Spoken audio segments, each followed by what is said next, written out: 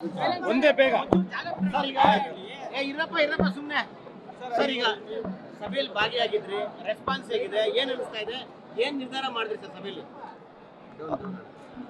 8 ಕ್ಷೇತ್ರಗಳಲ್ಲಿ ಇದು 8ನೇ ಕ್ಷೇತ್ರ. ನಾವು ಯಲಹಂಕದಲ್ಲಿ ಅದು ಎಲ್ಲ ಹಿರಿಯ ಮುಖಂಡರುಗಳು, ನಮ್ಮ ಮಂಡಲ ಅಧ್ಯಕ್ಷರುಗಳು, ವಿವಿಧ ಮೋರ್ಚಾಗಳ ಪದಾಧಿಕಾರಿಗಳು ಇವರೆಲ್ಲರ ಸಭೆಯನ್ನು ಯಲಹಂಕ ಕ್ಷೇತ್ರದ ಜನಪ್ರಿಯ ಶಾಸಕರು SR ವಿಶ್ವನಾಥ್ರವರು ಇವತ್ತು ಏರ್ಪಾಡು ಮಾಡಿದರು.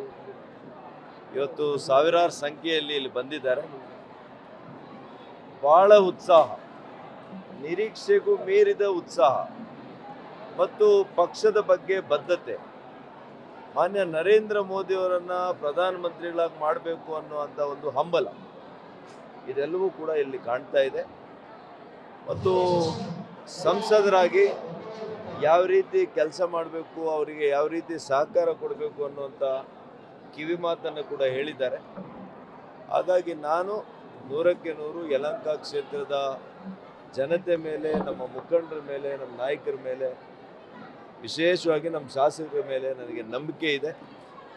ಇಡೀ 8 ಕ್ಷೇತ್ರಗಳಲ್ಲಿ ಭಾಳ ದೊಡ್ಡ ವ್ಯಾಪ್ತಿ ಇರೋದ್ರಿಂದ, 4.5 ಲಕ್ಷ ಮತಗಳಿರೋದ್ರಿಂದ ಅತಿ ಹೆಚ್ಚು ಮತಗಳು ಇಲ್ಲಿ ನಮಗೆ ಲಭ್ಯ ಆಗ್ತವೆ ಅಂತೇಳಿ ನನಗೆ ಒಂದು ಪೂರ್ಣ ವಿಶ್ವಾಸ ಇದೆ.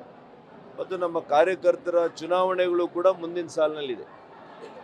MP ಚುನಾವಣೆ ಆದ ಕೂಡಲೇ ನಗರಸಭೆ ಚುನಾವಣೆ ಇರ್ಬೋದು, ಗ್ರಾಮ ಪಂಚಾಯಿತಿ ಇರ್ಬೋದು, ತಾಲೂಕ್ ಪಂಚಾಯಿತಿ, ಜಿಲ್ಲಾ ಪಂಚಾಯಿತಿ, ಡೈರಿ ಎಲೆಕ್ಷನ್ಸು ಇವೆಲ್ಲ ಇರೋದ್ರಿಂದ ಅವರ ಒಂದು ಅಸ್ತಿತ್ವದ ಪ್ರಶ್ನೆನೂ ಆಗ್ತದೆ, ಅವರ ನಾಯಕತ್ವದ, ಸ್ಥಳೀಯ ನಾಯಕತ್ವದ ಪ್ರಶ್ನೆನೂ ಆಗೋದ್ರಿಂದ ಇದನ್ನು ಭಾಳ ಗಂಭೀರವಾಗಿ ತೆಗೆದುಕೊಂಡು ಅತಿ ಹೆಚ್ಚು ಮತಗಳನ್ನು ನಾನು ಕೊಡಿಸ್ಲಿಕ್ಕೆ ಅವರೆಲ್ಲ ಕೂಡ ಪ್ರಾಮಾಣಿಕ ಪ್ರಯತ್ನ ಮಾಡ್ತಾರೆ.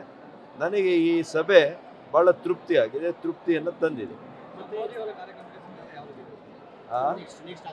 ನಮ್ಮ ಮಾನ್ಯ ಪ್ರಧಾನಮಂತ್ರಿಗಳು ನರೇಂದ್ರ ಮೋದಿಯವರು ನಮ್ಮ ಚಿಕ್ಕಬಳ್ಳಾಪುರ ಕ್ಷೇತ್ರದ ದೇವನಹಳ್ಳಿಗೆ ಬರ್ತಾ ಇರ್ತಕ್ಕಂಥದ್ದು ಒಬ್ಬ ಅಭ್ಯರ್ಥಿಯಾಗಿ, ಒಬ್ಬ ಸಾಮಾನ್ಯ ಈ ದೇಶದ ಪ್ರಜೆಯಾಗಿ ಅತೀವ ಸಂತೋಷ ಆಗಿದೆ.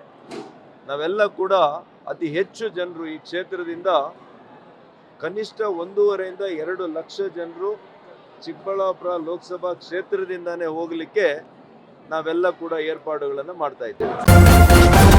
ನ್ಯೂಸ್ ಫಸ್ಟ್, ನಿರ್ಭೀತಿಯಿಂದ ನಿಮ್ಮ ಪರವಾಗಿ.